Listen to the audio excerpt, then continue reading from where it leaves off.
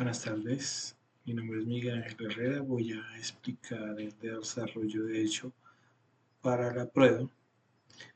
En este caso vamos a hablar sobre primero las estrategias utilizadas para resolver el tema de los permisos en la base de datos que he denominado Stone ERP.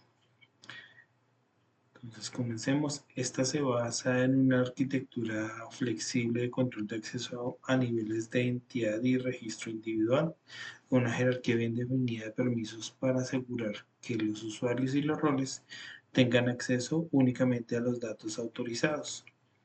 Esta estrategia consta de unos elementos claves que a continuación voy a ir describiendo. Entonces, de primera mano podemos observar acá lo que es el diagrama relacional de entidades, en el cual podemos ver donde tenemos lo principal que son los roles y los usuarios, y todo teniendo en cuenta que está convergiendo con la compañía y en este caso la branch office, que nos va definiendo para qué tipo de permisos se le necesita adjudicar, ya sea a los roles o a los usuarios. Entonces, la jerarquía de permisos en este caso está diseñada para aplicar en un orden específico, una prioridad específica. Entonces, primero vienen los permisos por rol.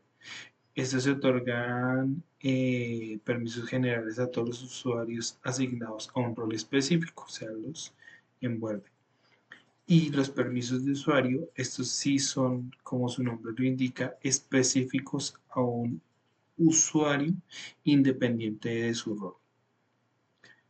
Los permisos por registro a nivel de rol, entonces esto controla los permisos o el acceso a los registros específicos o en la base al rol, ¿correcto?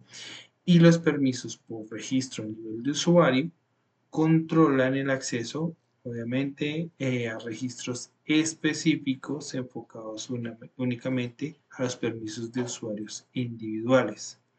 Cuando un usuario accede a una entidad o registro, el sistema va a verificar esta jerarquía para aplicar el permiso más específico.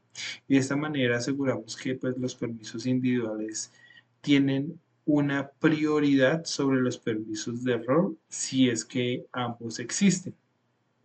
Entonces, otro punto importante o elemento clave en el desarrollo de esto fue las tablas de permisos y relaciones entre las entidades. Entonces, las siguientes tablas que voy a, digamos que a enumerar o enunciar, están diseñadas para almacenar los permisos y las relaciones entre los usuarios y roles. Entonces, la primera es, en este caso, por ejemplo, esta de Permit Role. Entonces, en Permit Role define los permisos a nivel de entidad para un rol en específico. En este caso tenemos también Permit User, que lo que hace es definir los permisos a nivel de entidad para un usuario en específico. Permit Role Record define permisos a nivel de registro para los roles, limitando el acceso de un rol a registros específicos de una entidad.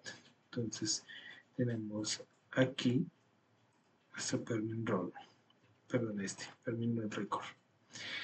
Permit User Record define los permisos ya es a nivel de registro para usuarios, controlando el acceso de un usuario a registros específicos.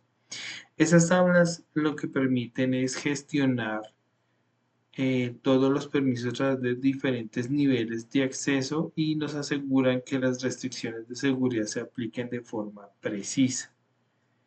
También tenemos dentro de nuestro esquema y del catálogo de entidades, las principales entidades como Branch Office, Company y Cost Center. Entonces, tenemos Branch Office, Company y Cost Center como nuestras entidades principales y estas representan diferentes niveles dentro de la estructura organizacional y pues para esto es que estamos apuntando lo que es todo el esquema de permisos y son fundamentales para el control del acceso. La tabla Entity Catalog, que es esta, funciona como un catálogo de referencia que nos permite generalizar en el sistema de permisos a cualquier entidad que pueda necesitar permisos específicos y nos facilita la extensión del sistema de permisos a otras entidades en el futuro. O sea, lo que hace en este caso es volverse escalable el proceso para que más adelante pues sea dinámico y lo podamos utilizar. También se diseñaron 8 procedimientos almacenados o stored procedures, en este caso con un objetivo en específico. Entonces vamos a validar acá los 8 stored procedures. Entonces el primero que tenemos es el Async Role Permission. Este procedimiento lo que permite es asignar permisos a un rol específico en relación a una entidad catalogada. Lo que hemos visto ahorita, un Entity Catalog. Antes de realizar la inserción en la tabla Permit Role, valida que el rol, el permiso y la entidad existan. Si alguna de estas validaciones falla, pues básicamente hace un rollback y no genera ninguna inserción. El siguiente que vamos a ver es el Async User Permission, que es este. Este es similar al procedimiento anterior y este lo que hace es permitir asignar permisos al usuario. El anterior era apuntándole al rol, en este caso este es el usuario, y lo mismo en relación a una entidad catalogada. Realiza las mismas validaciones de existencia para el usuario, permiso y la entidad antes de proceder con la inserción. Si no encuentra esta información, entonces mediante un try catch, él está haciendo la validación y no va a dejar que se genere esa inserción. En Get Role Permissions, entonces este procedimiento recupera todos los permisos asociados a un rol en específico dentro de una entidad catalogada o un Entity Catalog. Y realiza básicamente una consulta a las tablas de Permission y Permit Role, filtrando por el ID del rol y el ID de la entidad. En este caso tiene 2 parámetros. El Get Role Record Permission, el siguiente Store Procedure, en este caso, obtiene los permisos de un rol, perdón, el Get User Permission, que es este procedimiento vuelve básicamente lo mismo que hace con el rol, el Get Role Permission. Entonces, lo que hace es que devuelve todos los permisos asignados a un usuario en específico dentro de una entidad catalogada, realizando una validación entre permission y permit user, buscándolo en estas tablas y nos muestra qué tipos de permisos tiene. Entonces, el getRole, ahora a continuación, el getRole Record Permission obtiene los permisos de un rol en específico para un registro particular dentro de una entidad catalogada. Se une con la tabla Permit Role Record para filtrar los permisos basándose en el rol, la entidad y el ID del registro. que en este caso sería este. Este Get User Record Permission es básicamente muy similar, pero pues básicamente este se centra es en obtener los permisos para un registro en específico accediendo a un usuario en una entidad catalogada. Lo mismo utilizando las tablas Permission y Permission User Record, o sea, haciéndole un join.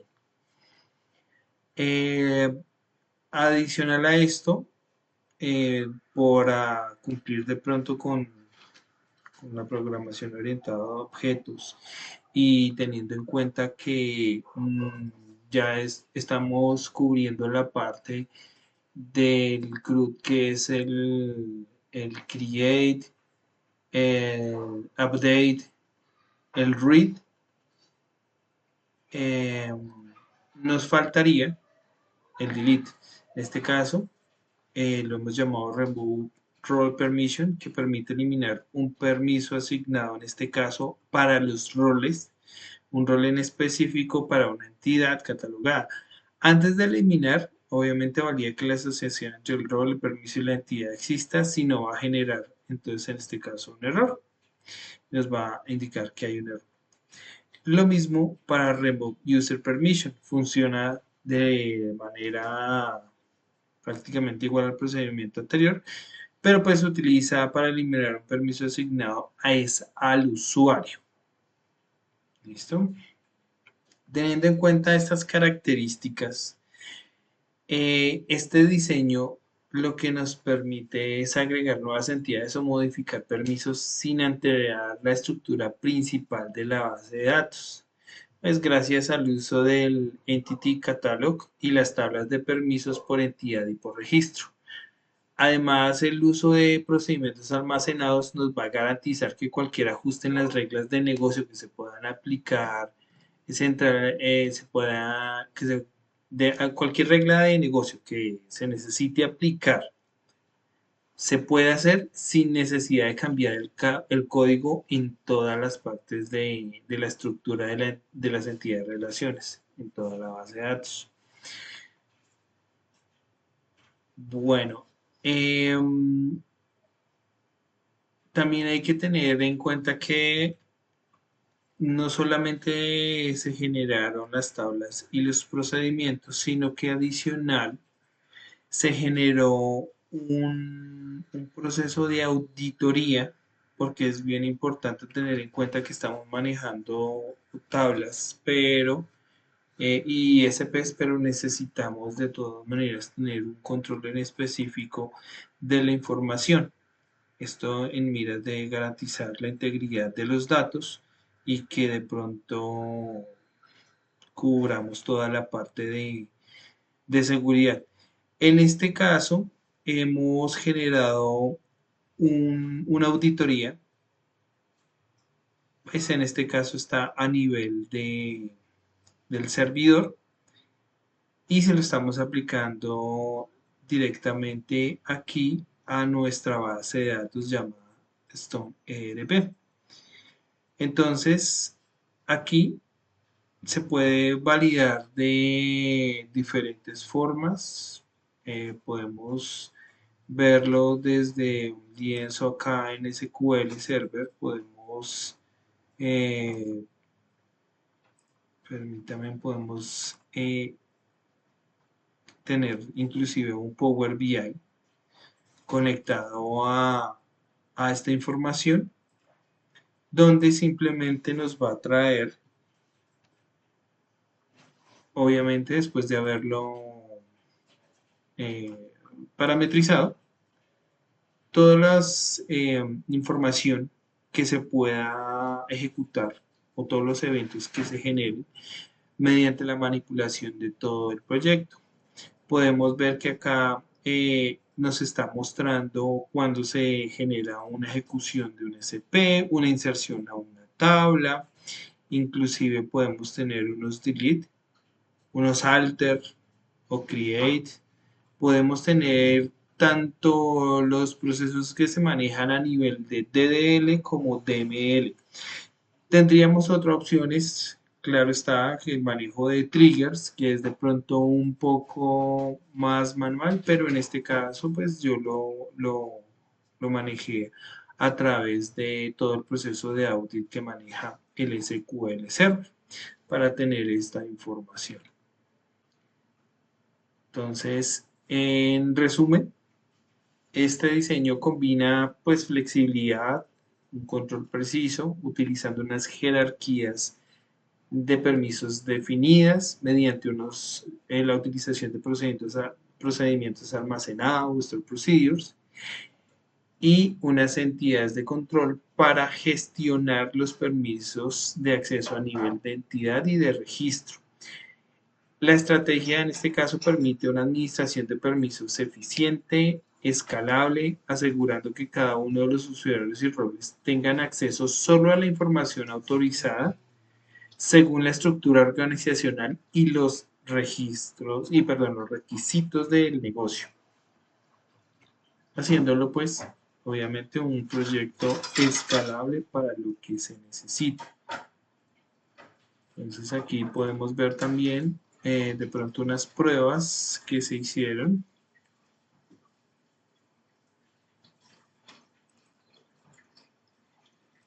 Por ejemplo, esto es para verificar, como les informaba, en los procedimientos para traer qué permisos tiene un usuario o por rol.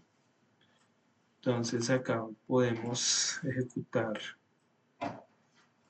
estos dos procedimientos y él nos va diciendo qué tipo de permiso tiene, la descripción que tiene ese permiso. Por ejemplo, en este caso, tanto el rol como el usuario tienen el permiso para lo que es el borrado, en este caso, y pues de acuerdo a la entidad a la cual está apuntando. De igual forma podemos inclusive asignarle, por ejemplo, acá el LSP para asignar un permiso a un rol en específico. Entonces, esta sería la utilización y básicamente acá es donde va a caer la información, donde se van creando esos permisos o la configuración de los permisos. Entonces, espero que les haya gustado mucho.